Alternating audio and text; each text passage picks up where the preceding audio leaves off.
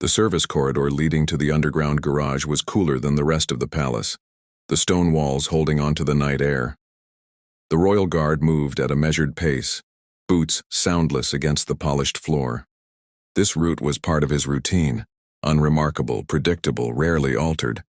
That consistency was what made deviations visible. The royal vehicle bay should have been dormant at this hour. The last movement had been logged, the barriers lowered, the cameras set to passive monitoring. Yet as he reached the final turn, a faint interior light reflected off the concrete floor.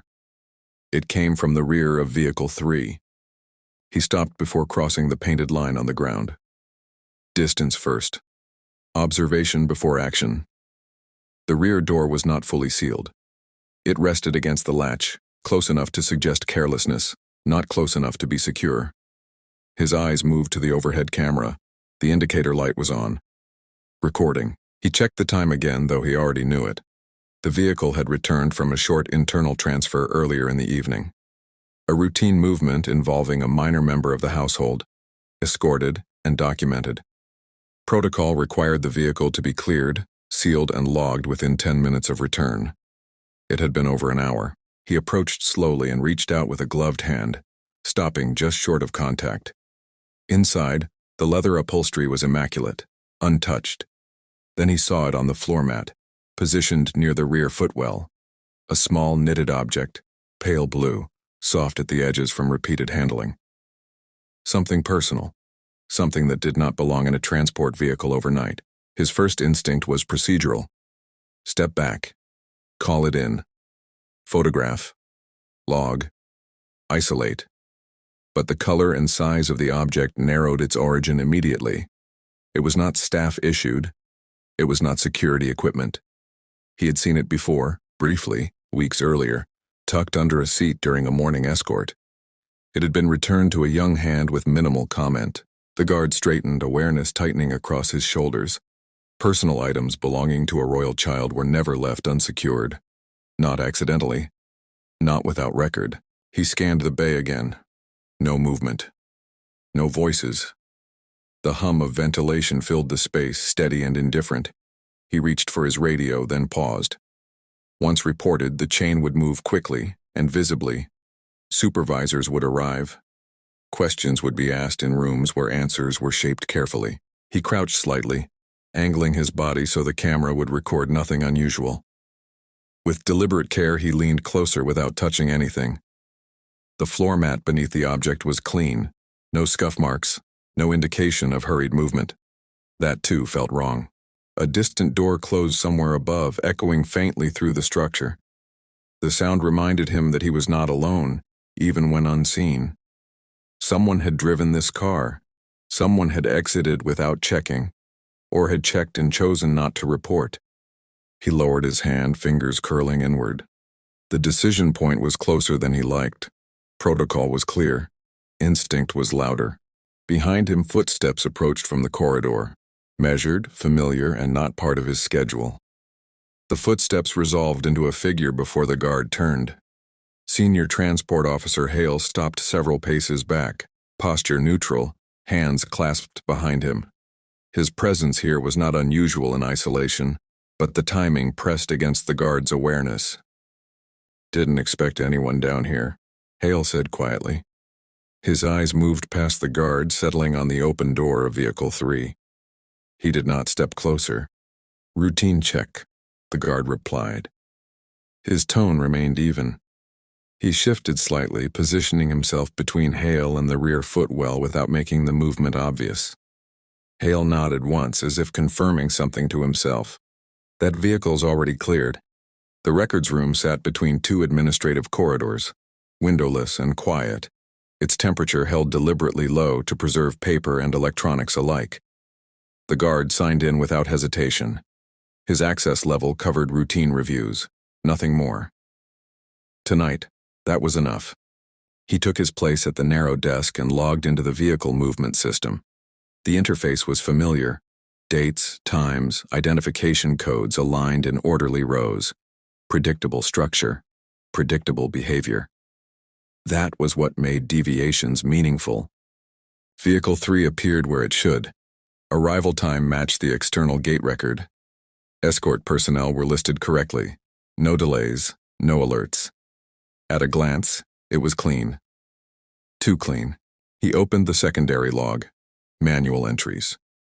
These were required after any transport involving a minor member of the household. Not detailed, but specific. Confirmation of seal, interior check, and handover.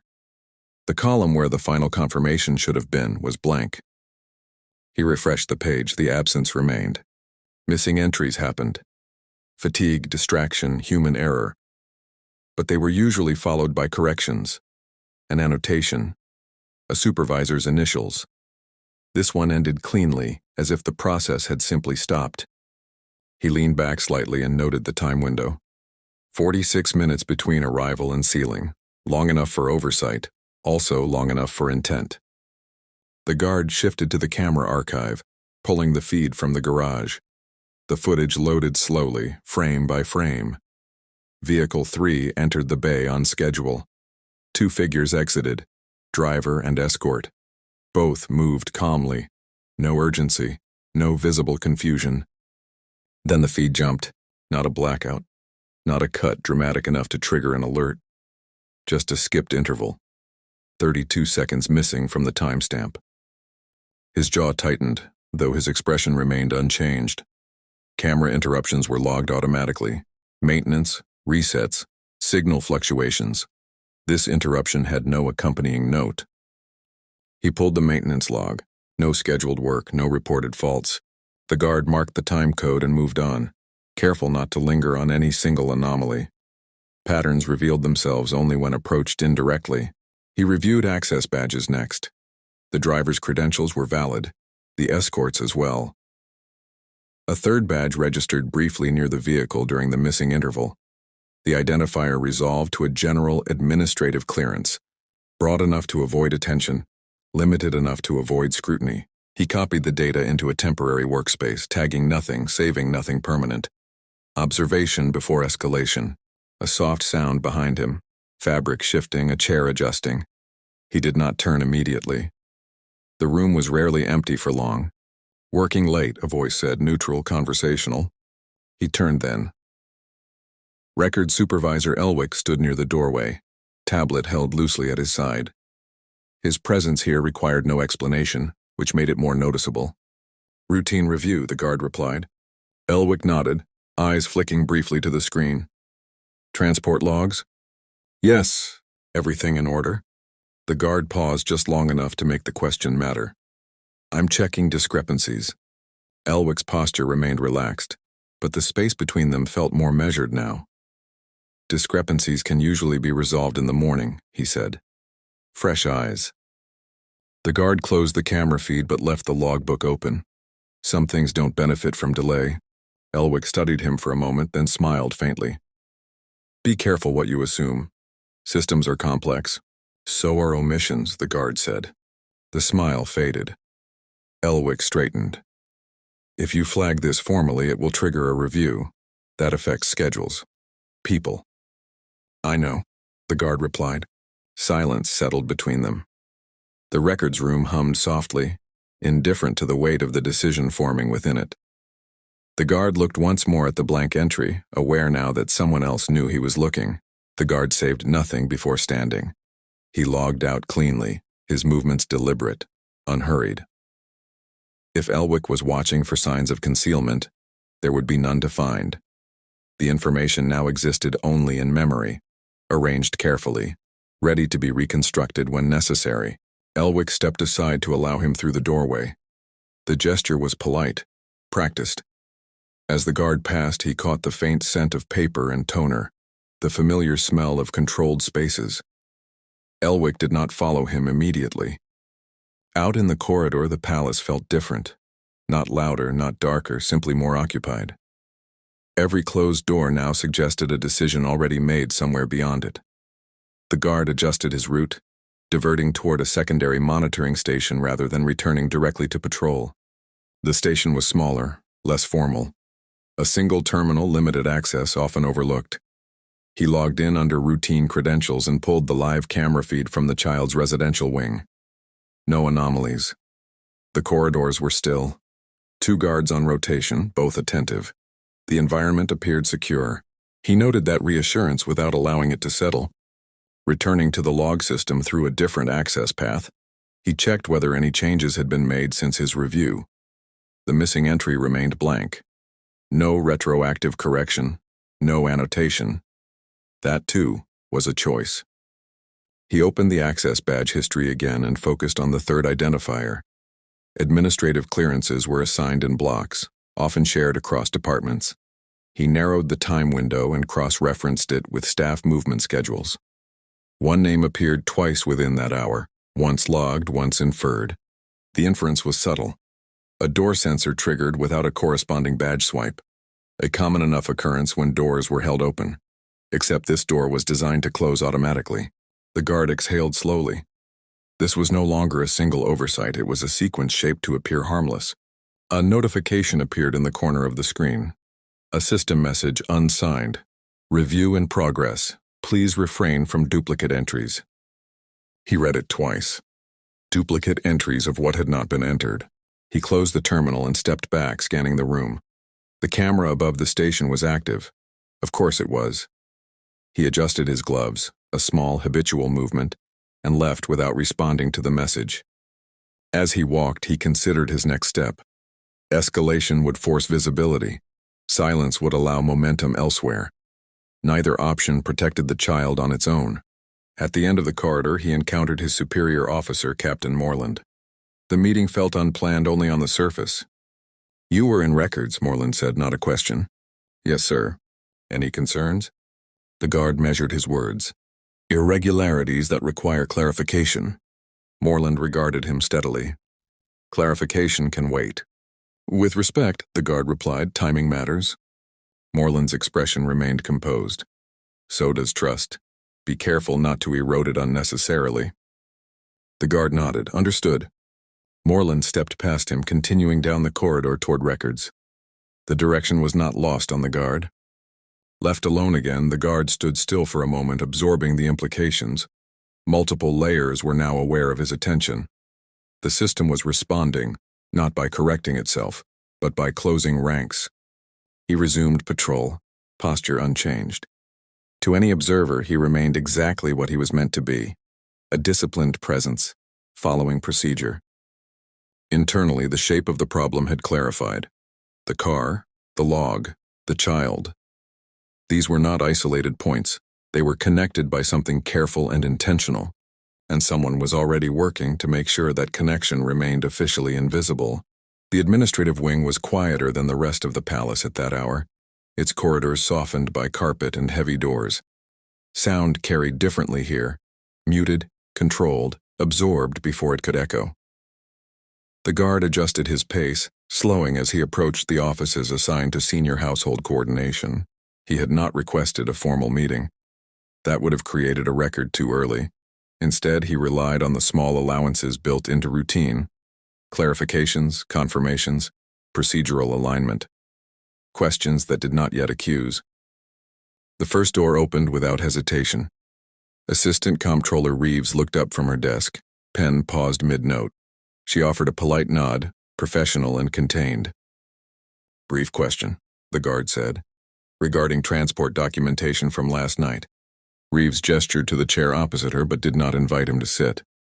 "Transport has already submitted its reports."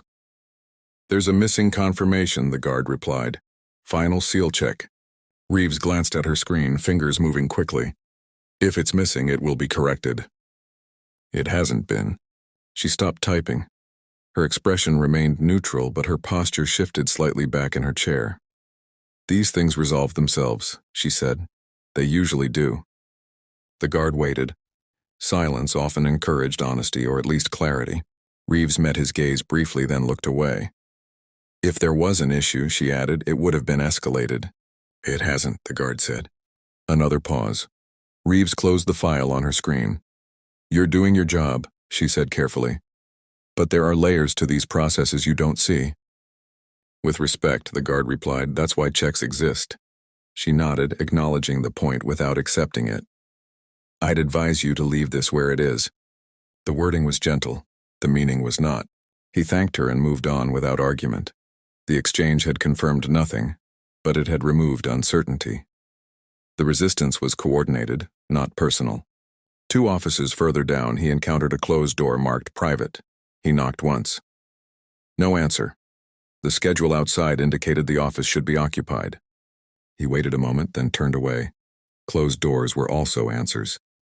Further along, he found Senior Household Officer Grant in conversation with another staff member. Grant dismissed the aide with a glance when he saw the guard approaching. "Problem?" Grant asked, tone cordial, eyes assessing. "I'm seeking clarification," the guard said. He kept his voice low. "Regarding a transport irregularity." Grant's expression tightened almost imperceptibly. "You're persistent." "I'm thorough." Grant considered him. "Thoroughness has limits." "The logs suggest otherwise," the guard replied. Grant stepped closer, lowering his voice. "This is not your concern. Transport records, household coordination, they'll handle it." "There's a minor involved," the guard said. Grant's eyes hardened. "Which is exactly why you should step back." The guard felt the line being drawn. Authority without raised voices. Pressure without threat. "You're being advised," Grant continued, "to trust the system." The guard nodded once. "And if the system is protecting itself?" Grant did not answer immediately. When he did, his tone was final. "Then it's above your clearance." The corridor seemed narrower suddenly, the air heavier. The guard recognized the moment for what it was. Questions were no longer welcome. Doors were not merely closed, they were being held shut. He stepped back, posture respectful, and ended the exchange. As he walked away, he understood that seeking answers openly would now carry consequences, and still the absence in the log remained. The guard left the administrative wing without altering his pace. To anyone watching, he appeared compliant, a professional moving on after receiving guidance. Inside, the boundaries had shifted. The questions he had asked were no longer procedural. They had become unwelcome. He adjusted his route deliberately, passing through a secondary corridor used mainly by senior staff. The lighting here was warmer, less clinical, designed to convey comfort rather than oversight. He noted how easily atmosphere could be used to soften authority. At the far end, he paused near a service alcove and pretended to check his watch. 2 aides passed, voices low. He caught fragments, transport, unnecessary attention already addressed, not directed at him, but close enough to confirm that his inquiries were being discussed. He resumed walking. Near the stairwell, he encountered Captain Moreland again. This time, the meeting was unmistakably intentional. Moreland stood with his hands clasped behind his back, gaze fixed on the framed portraits lining the wall. "You've been making rounds," Moreland said. "Yes, sir." Moreland turned. "That wasn't an instruction." The guard met his eyes. "I was seeking clarification." Moreland studied him carefully. "From the wrong people." "With respect, sir," the guard replied. "Those people oversee the process." "They oversee outcomes," Moreland corrected. "You oversee compliance." The distinction was precise and limiting. Moreland stepped closer, lowering his voice. "I'm advising you to stand down on this matter, formally." The word carried weight. Formal advisories did not require paperwork. They required obedience. The guard considered his response. "If there's no issue, standing down won't change anything." Moreland's jaw tightened slightly. "It will change how you're perceived." The implication was clear. Reputation was currency here, and it could be spent against him. "I understand," the guard said. Moreland held his gaze a moment longer. "Good. Then return to your assignment." The guard nodded and stepped away. The conversation ended cleanly, professionally. No threats, no raised voices, just pressure applied with accuracy. As he descended the stairwell, the palace sounds shifted, distant footsteps, muted doors, the low murmur of systems operating as intended. He felt the weight of being observed without knowing by whom. Pending what exactly was left unsaid. The guard straightened, absorbing the message without reaction. The system was narrowing his access, limiting his visibility. That alone confirmed the significance of what he had found. He resumed his route, aware now that every step forward would be measured, not just by him, but by others who preferred the matter remain unresolved. Protocol demanded restraint. Instinct demanded vigilance, and the distance between the two was shrinking. Back on patrol, he passed the residential wing again. Through the glass, he saw the child's corridor still, orderly, safe on the surface. One of the night lamps cast a soft pool of light near the nursery door. The guard slowed just enough to confirm what he already knew.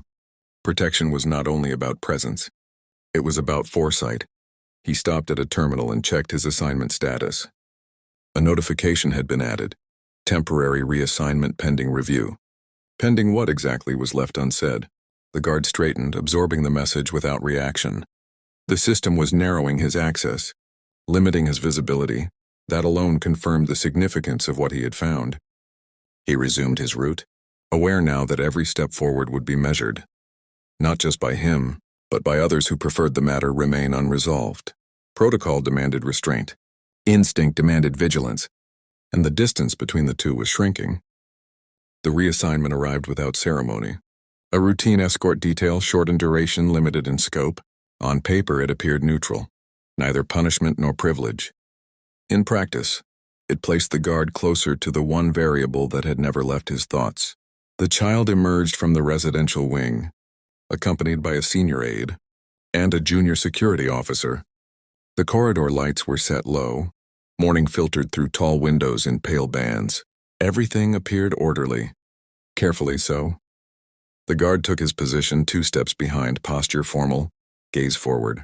Escort protocols were second nature. Distance maintained, sight lines clear, no unnecessary interaction. As they moved, he noted the child's pace, slightly slower than usual. The aide adjusted instinctively, placing a guiding hand just short of contact. The child did not look up. At the first turn, the child hesitated, just long enough to register. The guard's eyes followed the pause to its source, a service door, closed unremarkable. Nothing about it warranted attention. And yet the child's gaze lingered there before moving on. The guard logged the behavior mentally. No reaction, no commentary. They continued toward the private study room used for short briefings and lessons. Along the way, the child reached into a pocket and withdrew a small object, turning it over with quiet concentration. The guard recognized it immediately. The same pale blue knit, clean now, returned. His awareness sharpened. The aide noticed his glance and subtly shifted position, partially obscuring the child from view. The movement was smooth, practiced, protective or preventative. Inside the study room, the air was warmer. A fire burned low behind a grate, its sound barely audible. The guard remained near the door as required. The child seated themselves without instruction, hands still occupied. During the brief session that followed, nothing overt occurred. No distress, no spoken complaint. But the child's attention wandered. Their foot tapped lightly against the chair leg, stopping whenever the aide looked their way. When the session ended, the child stood quickly, almost abruptly, and moved closer to the guard's side before catching themselves and stepping back. The motion was small, instinctive, unconscious. The guard felt it register like a weight. As they exited, a senior official stood waiting in the corridor. He smiled warmly at the child, Exchanged a few words with the aide, and nodded at the guard without meeting his eyes. The child's shoulders tightened. They passed without incident, no breach, no justification for intervention. But as the escort concluded and the child was handed back to residential staff, the guard remained still for a moment longer than necessary. He replayed the sequence in his mind. The hesitation, the object, the reflexive movement toward him. None of it constituted evidence. All of it constituted concern. His assignment concluded. Another notification followed shortly after. Escort complete. Return to perimeter duty. As he turned away, the guard understood something clearly for the first time. Whatever had begun with the vehicle and the logs had reached closer to the child than anyone was willing to admit. And proximity, once granted, was rarely accidental. The guard returned to perimeter duty, but the palace no longer felt segmented into separate functions. Administrative corridors, service routes, residential wings. They now formed a single, continuous space in his awareness. Movement in one area echoed into another. As he resumed his post, he noted a subtle change in guard rotations near the residential wing. 2 positions had been adjusted by 15 minutes. Minor on paper, significant in practice. The overlap that normally ensured continuity was gone. He checked the roster at the nearest terminal. The update carried Captain Moreland's authorization code. The guard absorbed this without expression. Later that morning, during a routine pass through a service corridor, he encountered the junior security officer who had been on the escort detail. The officer offered a nod, then hesitated, as if considering whether to speak. "Everything all right?" the guard asked, neutral. The officer glanced around before replying. "Standard," he said. Then, after a pause, "The child doesn't like the East Passage." The guard waited. Says it feels "Crowded," the officer added, "even when it isn't." "Has that been logged?" the guard asked. The officer shook his head. "Didn't seem necessary." The guard nodded once. "Thank you." He continued on, the information settling into place alongside everything else. The service door, the adjusted rotations, the missing log entry. None of it dramatic. All of it aligned. As the day progressed, he observed without engaging.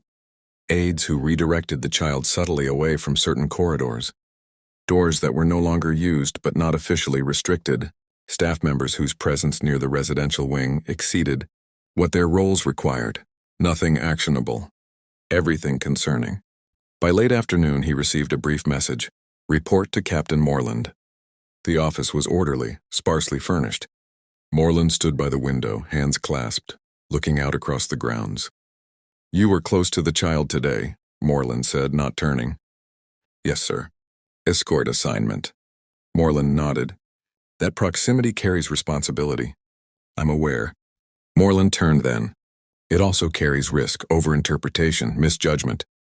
The guard met his gaze. "Observation isn't interpretation." Moreland held the look for a moment longer than necessary. "Your reassignment remains in place. You are not to seek further involvement with residential matters unless directed." The instruction was clear. "Understood," the guard replied.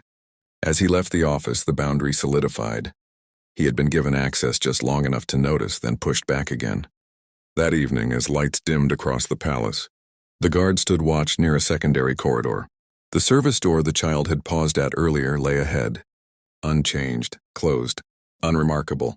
A small handprint marked the glass panel beside it, clean, recent, at a height that left no doubt. The guard did not touch it.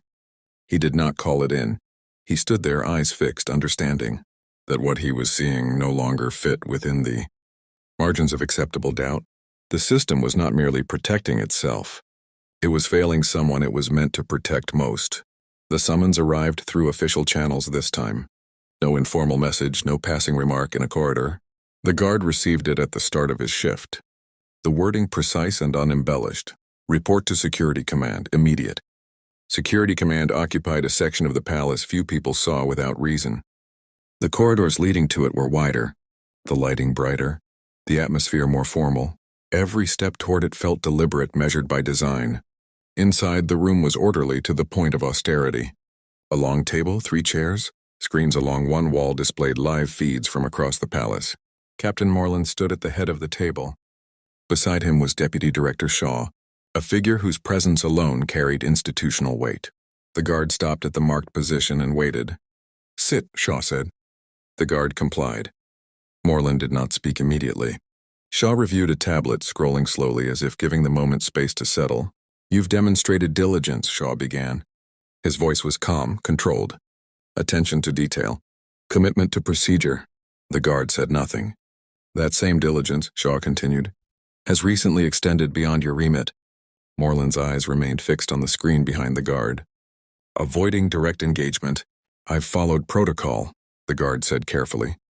"Protocol," Shaw replied, "exists within hierarchy." The distinction landed cleanly. Shaw placed the tablet on the table. "You've accessed records, raised informal inquiries, and drawn connections that are not yours to draw." The guard met his gaze. "I identified irregularities." "Yes," Shaw said. "And those irregularities are being handled." "By whom?" the guard asked. The room cooled perceptibly. Shaw did not answer immediately. "By appropriate authority."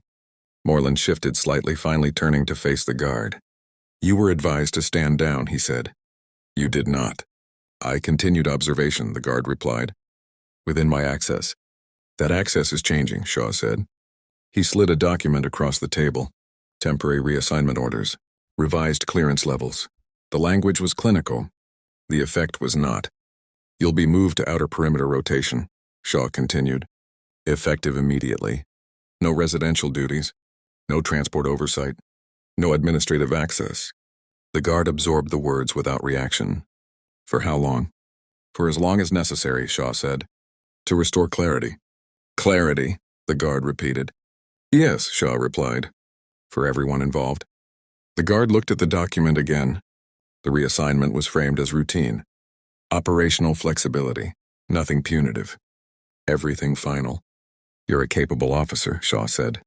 We'd prefer you remain one. The implication did not require explanation. The guard stood when dismissed and left the room without further comment. The corridor outside felt longer than before. The palace subtly rearranged around him. At the perimeter station, his new post awaited. Open air, fewer corridors, fewer doors, less visibility. From here, the palace was something to be defended from the outside, not understood from within. As he took his position, he noted something else. 2 additional officers had been assigned nearby, not for reinforcement, for observation.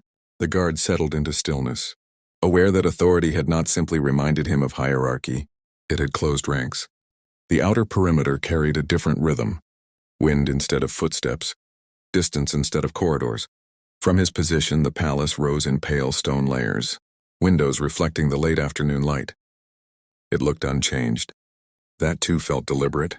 The guard adjusted his stance and began the slow cycle of observation required at the perimeter, gates, sight lines, patrol intervals. Everything followed regulation. Everything also kept him away from the center. After an hour, he became certain the additional officers were not coincidence. Their patrol arcs overlapped his by design, close enough to observe, distant enough to avoid conversation. No hostility, no instruction, just presence. He acknowledged them with a nod when paths crossed. They returned it professionally. None lingered.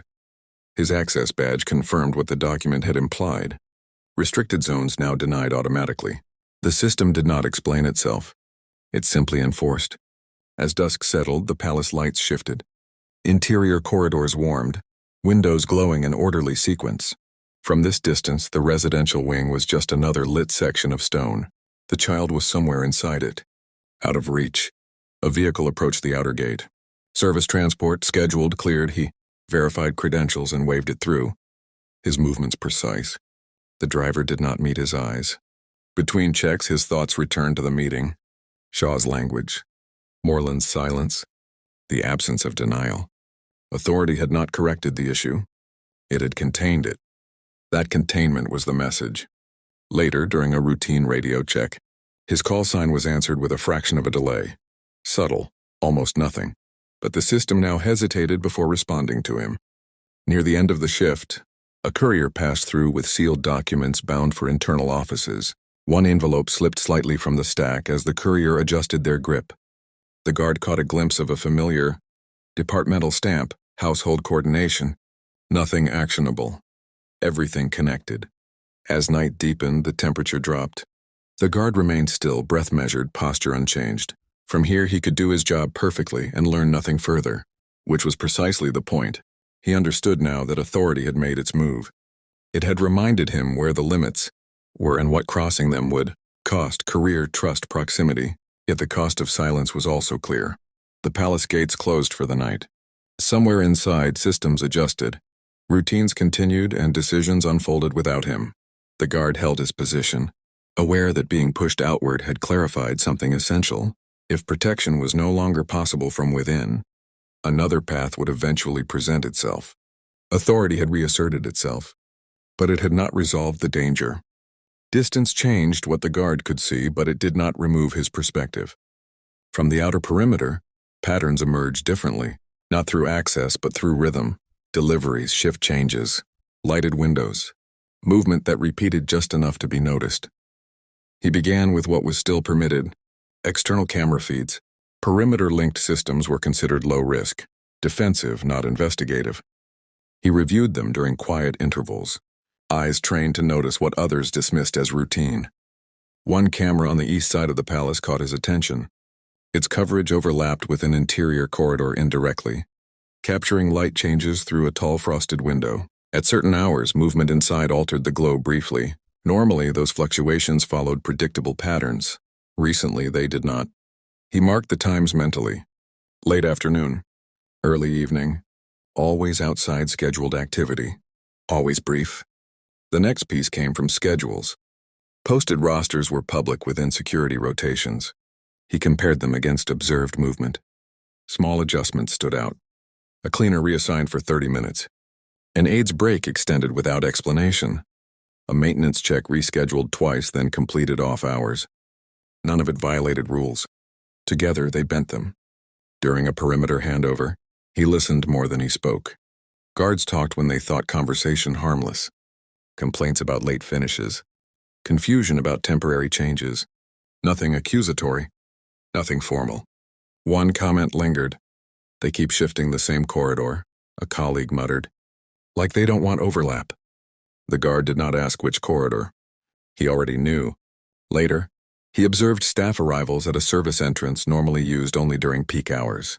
2 figures entered just before dusk, credentials valid, faces familiar from earlier escort logs. They did not appear on the schedule he had reviewed that morning. He noted the time. A security supervisor passed nearby, slowing just enough to register his attention. The guard straightened immediately, eyes forward. Observation without reaction.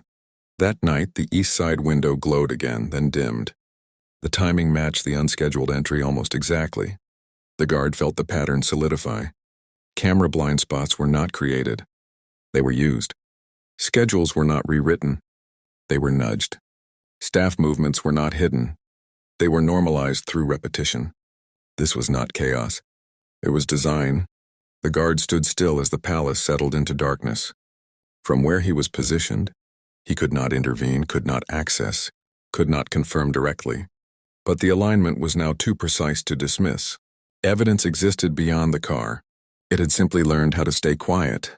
The guard did not write anything down, not yet. Written records invited interception.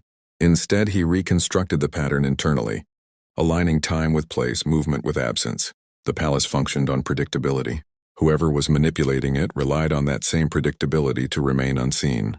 Near midnight, a change appeared in the perimeter feed, an exterior camera, briefly recalibrating its focus. Routine maintenance automatically logged, except the adjustment created a momentary blind angle toward the service wing wall. Not enough to trigger review, enough to matter. He checked the timestamp. It coincided with the altered maintenance schedule he had noticed earlier. The guard's breathing remained steady. This was no longer circumstantial. It was corroborative. At shift change, he overheard a quiet exchange between 2 staff members waiting near the gate. One mentioned being reassigned, again to cover a corridor that wasn't on their usual route. The other responded with a shrug. Orders moved downward. Intent moved upward. The guard completed his patrol and returned to the small, monitoring alcove permitted to perimeter staff. He replayed the exterior footage at reduced speed, watching shadows rather than people. Shadows were harder to instruct. They behaved honestly. A door opened briefly along the east service wing. Light spilled out, then vanished. The corresponding interior camera feed showed nothing. The blind spot held. He leaned back slightly, feeling the confirmation settle. This was not an isolated misuse of transport. The vehicle had been one piece in a controlled chain. Entry, movement, exit, each protected by procedural camouflage. The child's presence in that chain was never recorded directly, which was the point.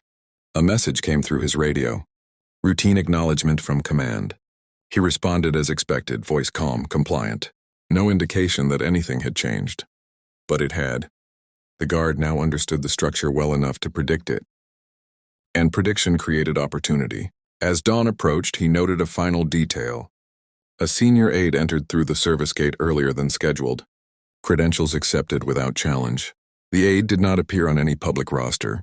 Their route took them directly toward the east wing. The guard watched until the figure disappeared inside. When his shift ended, he did not linger. He handed over cleanly, left no trace of deviation, and exited the perimeter as instructed. Authority believed distance had neutralized him. Instead, it had simplified the field. The evidence no longer depended on access. It depended on timing, and timing, once understood, could be acted upon. The opportunity came without announcement. A routine security briefing, mandatory for perimeter supervisors and senior administrative liaisons.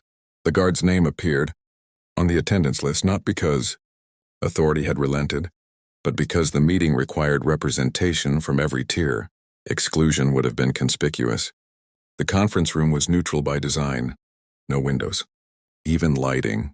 A long table that discouraged hierarchy by appearance alone. It was where disagreements were meant to be resolved quietly, without witnesses. The guard arrived early and took a seat along the side, not at the center. He carried no folder, no visible notes. Everything he needed was already ordered in his mind. One by one, the officials entered. Captain Moreland, Deputy Director Shaw, Senior Household Officer Grant, Records Supervisor Elwick. Their greetings were minimal, professional. No one acknowledged the guard directly.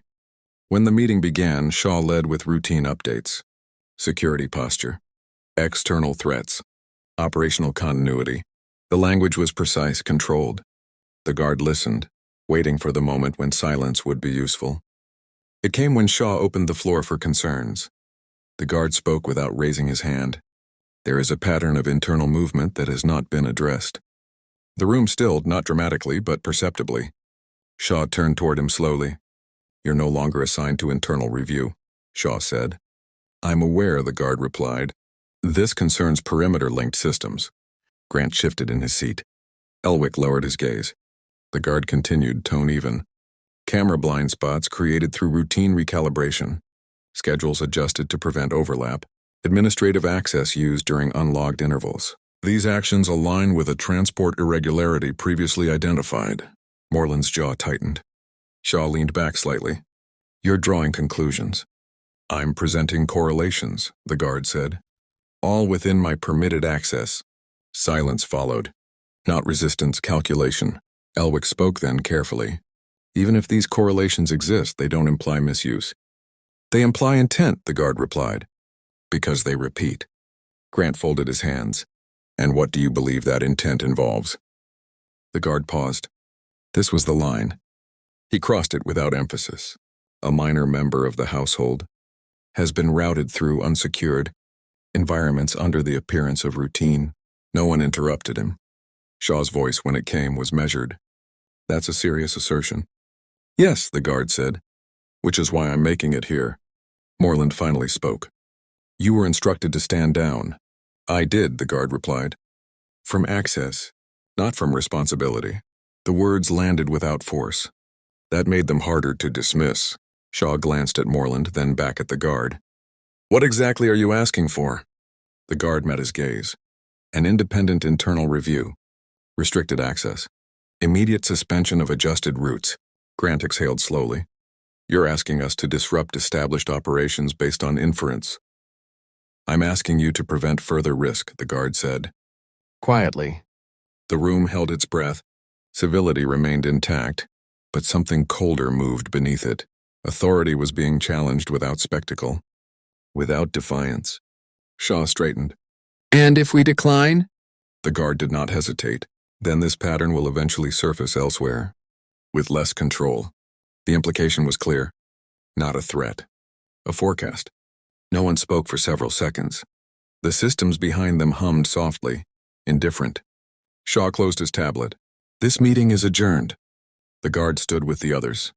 As they filed out, Grant paused beside him just long enough to speak quietly. You're standing very close to a line, Grant said. The guard looked ahead. So is the child. He left the room without waiting for a response. Outside, the corridor felt unchanged, but the air carried weight now. The confrontation had happened. Not loudly, not publicly, and it had not been resolved. The pressure arrived quietly, as most final warnings did. Not through orders, but through absence. The guard's name disappeared from briefing rosters. His call sign was answered last, if at all. Information reached him only after it had lost urgency.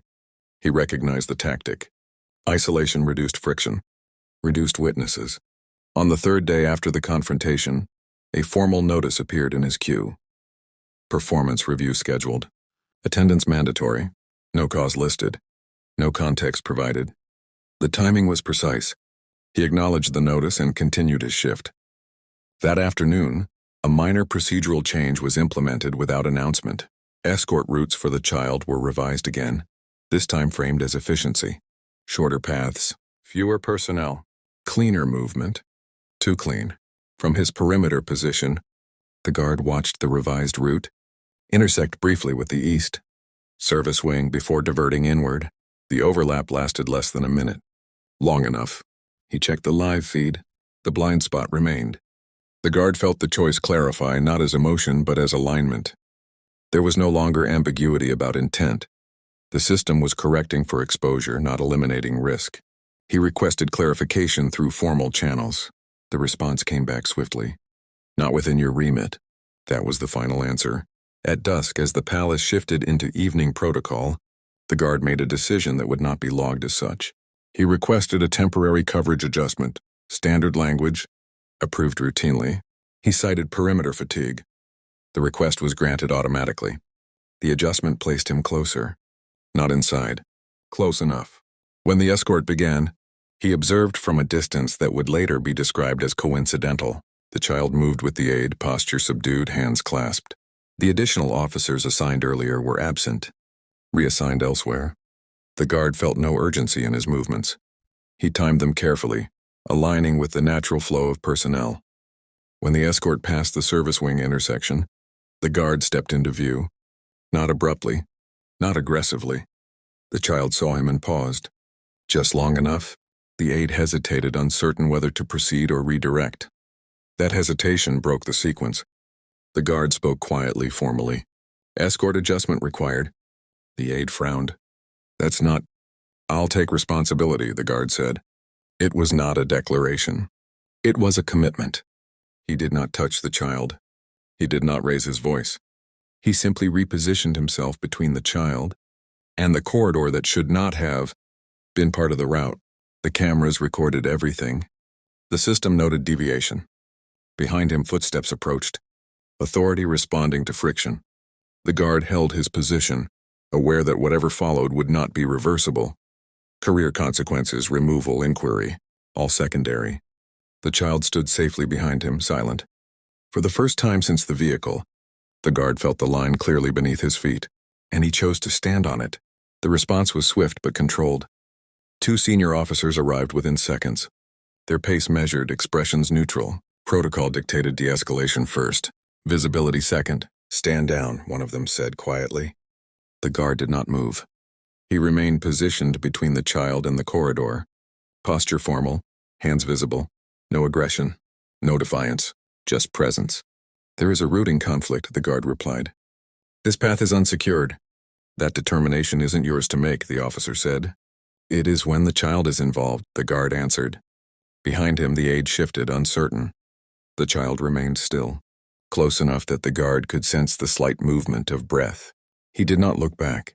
Captain Moreland arrived last. He assessed the scene in seconds, the guard's stance, the paused escort, the watching cameras. The absence of chaos was what made it serious. Clear the corridor, Moreland said to the others. They complied. Moreland stepped closer. You forced an intervention, he said quietly. You understand what follows. Yes, sir. Moreland's gaze flicked briefly toward the child, then back. This will not end quietly for you. I know. Moreland nodded once. Remove the child from this route. The aide acted immediately, guiding the child away through an alternate corridor. The guard stepped aside only after the child was fully clear. The moment passed without raised voices, without spectacle, but the system had recorded everything. Within the hour, the guard was formally relieved of duty. His weapon secured. His access revoked. The language was procedural. The outcome absolute. He surrendered his credentials without comment. Later, in a small office far from the residential wing, he provided a statement. Factual, chronological, unembellished. He referenced logs, schedules, camera anomalies. He named no individuals. He did not speculate. The statement was accepted. What followed was no longer his to control. Image 5 start. In the days that came, operations shifted quietly. External reviewers arrived under different titles. Escort procedures changed again, this time permanently. Certain corridors were sealed indefinitely. No announcement explained why. The guard did not return to the palace. His reassignment became permanent. His record reflected compliance up until the moment it didn't. He accepted that. Some weeks later, while passing through a public square, he saw a familiar pale blue knit in a child's hands across the way. The child was laughing, surrounded by ordinary noise, unguarded in a way that mattered. The guard did not approach. He did not need to. He had chosen the line. The consequences had followed. And the child was safe.